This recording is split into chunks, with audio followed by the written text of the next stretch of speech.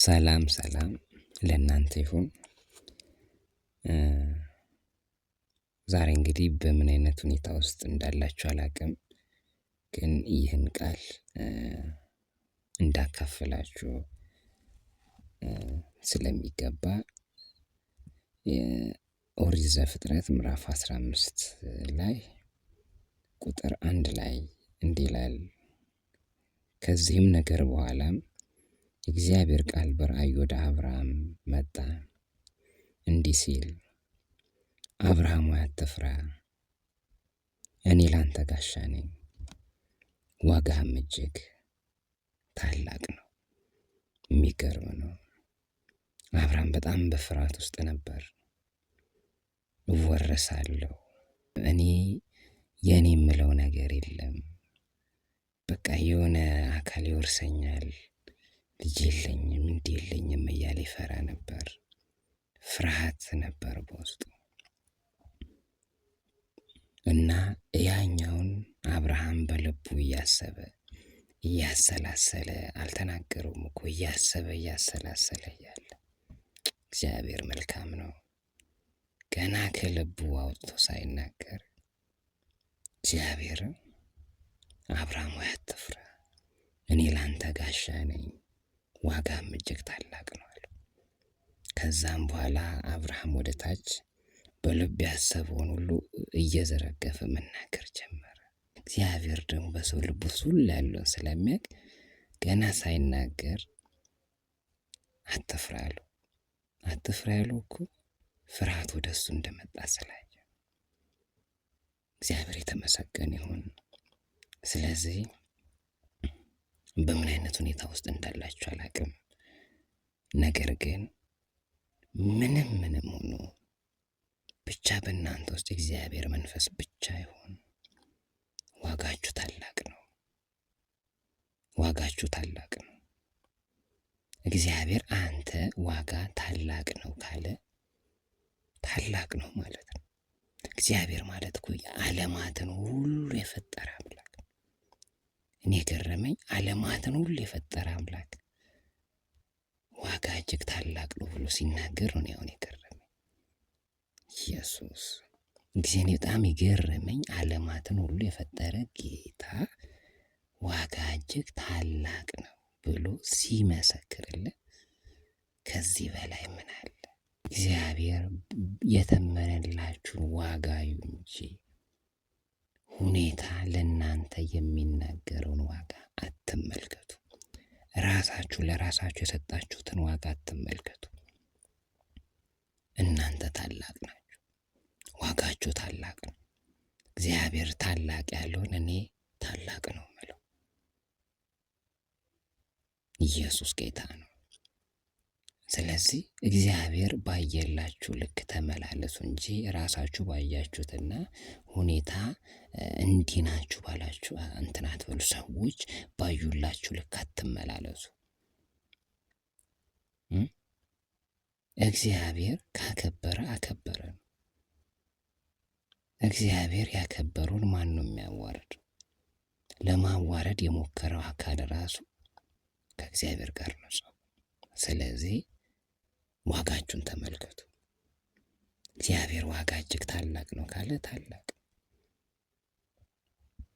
ደግሞ ከዚህ በፊት እግዚአብሔር ኢየሱስ ክርስቶስ ሳይመጣ በፊት ዓለሙን እንዲሁ ነበር የወደደው።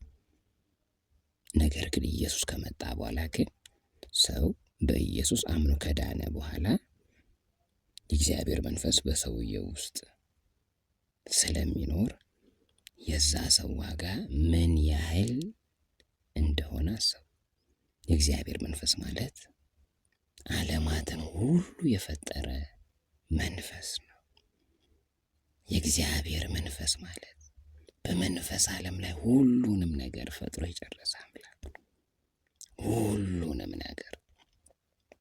ስለዚህ ይህ መንፈስ በውስጥ ያለው ሰው ከታላቅነት ሁሉ ያለፈ ታላቅ ነው።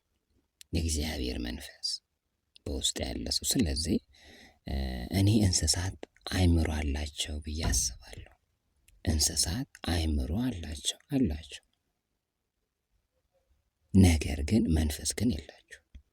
ሰው ከሌሎች ፍጥረታት የሚለየው መንፈስ ስላለው ነው። ሰው የራሱ የሆነ መንፈስ አለው። የእኛ መንፈስ ደግሞ የመንፈስ ቅዱስ ማደሪያ ነው። ስለዚህ መንፈስ ቅዱስ በእናንተ ውስጥ እንዲያድር የምትፈልጉ ሰዎች ኢየሱስ ክርስቶስን የሕይወታችሁ ጌታ አዳኝ አድርጋችሁ መቀበል አለባችሁ። የኢየሱስን የግል አዳኛችሁ አድርጋችሁ የተቀበላችሁ ሰዎች በእናንተ ውስጥ ማን እንዳለ ማወቅ አለባችሁ። አለማወቅ እድሜን ይበላል። አለማወቅ በጣም ከባድ ነው። ሕዝቤ እውቀት ከማጣት የተነሳ ጠፍቷል ይላል መጽሐፍ ቅዱስ። በውስጥ ያለው ማን እንደሆነ ካላወቅ አለማወቅን ያለበሰ አካል ይጫወትብሃል ማለት ነው። ስለዚህ በእኔ ውስጥ ማን ያለው ብለህ ማሰብ አለብህ። በአንተ ውስጥ ያለው ማን ነው? በእያንዳንዳችሁ ውስጥ ያለው ማን እንደሆነ አስቡ። እኔ አሁን በኢየሱስ ክርስቶስ አምኜ ስለዳንኩኝ በእኔ ውስጥ የእግዚአብሔር መንፈስ አለ ብዬ አምናለሁ። የእግዚአብሔር መንፈስ በእኔ ውስጥ ስላለ ደግሞ ምንም ነገር አያቅተኝም። ማድረግ ያለብኝን ሁሉ አደርጋለሁ። መልካም ነገሮችን ሁሉ ወደ ራሴ ስቤ ማምጣት እችላለሁ። ክፋት ወደ እኔ አይቀርብም። ለመልካም ነገር ሁሉ ተፈጥሬያለሁ ብዬ አምናለሁ። አልችልም የሚል ነገር በእኔ ዘንድ አይሰራም። ምክንያቱም በእኔ ውስጥ ያለው ማን እንዳለ ስለገባኝ ነው። እኔ እግዚአብሔር ቸርነት የገረመኝ የምንፈልገውን እኮ የሆነ ነገር ሰጥቶን ሊተወን ይችል ነበር። ግን እሱ በጣም የገረመኝ ሁሉንም ነገሩን የፈጠረበትን መንፈሱን ሰጠን። ለማን? በኢየሱስ አምነው ለዳኑ ሰዎች። ስለዚህ የእግዚአብሔር መንፈስ ሁሉ በሁሉ ሁሉንም ነገር የፈጠረ እርሱ ነው። የሁሉም ነገር ምንጭ ነው። ካለመኖር ወደ መኖር ያመጣ እሱን በጣም የገረመኝ ካለ ባለመኖር ውስጥ ፍጥረታትን ፈጠርና ወደ መኖር አመጣቸው።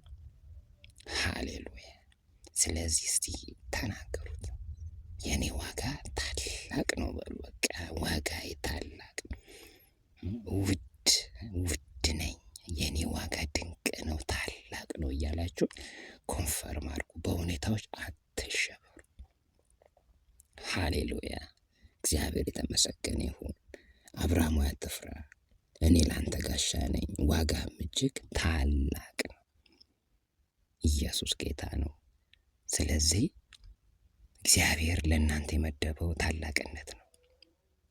ታላቅነት ነው። ዋጋችሁ ታላቅ ነው። እግዚአብሔር ያጸደቀውን ማን ነው የሚኮንን? እግዚአብሔር ታላቅ ያደረገውን ማን ነው ታናሽ የሚያደርግ? ታናሽ ለማድረግ ላሰበው ሰው ለዚያ ሰው አዘንኩለት። ስለዚህ እግዚአብሔር ባየላችሁ ልክ ተመላለሱ። ሰዎች፣ ሁኔታ፣ ጠላት የሚያቀበላችሁን ነገር አትመልከቱ ለማለት ፈልጋለሁ።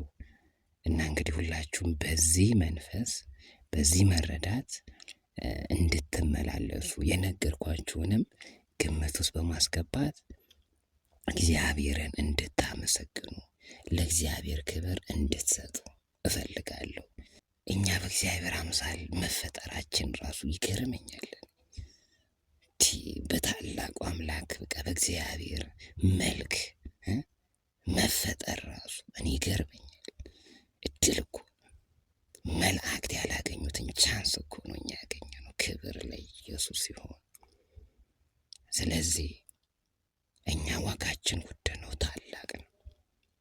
አንተ ምትተኛ ንቃ፣ ከሙታንም ተነሳ፣ ክርስቶስም ያበራልሃል ይላል። አለማወቅ ከባድ በሽታ ነው። ስለዚህ ዋጋችን እጅግ ታላቅ ነው። እኛ ደግሞ የአብርሃም ልጆች ነን። ዋጋችን እጅግ ታላቅ ነው። ለአብርሃም የተነገረው መልእክት ለእኛም ይሆናል። ለአብርሃም ተነገረ ማለት ለእኛም ተነገረ ማለት ነው። ስለዚህ ስለሰማችሁን በጣም አመሰግናለሁ። እግዚአብሔር በመደበላችሁ ታላቅነት ውስጥ እንድትመላለሱ ለመጋበዝ ፈልጋለሁ። መልካም ጊዜ ይሆንላችሁ። ተባረኩ። የኢየሱስ አዳራሽ በኢየሱስ የሚያምን ሁሉ ለዘላለም አይጠፋም። ኢየሱስ ክርስቶስ ጌታ ነው። የኢየሱስ አዳራሽ የዩቲዩብ ቻናልን ሁላችሁም ፎሎ በማድረግ ከኛ ጋር አብራችሁ እንድትሆኑ ለመጋበዝ ፈልጋለሁ። ኢየሱስ ክርስቶስ ሁላችሁንም ይባርክ።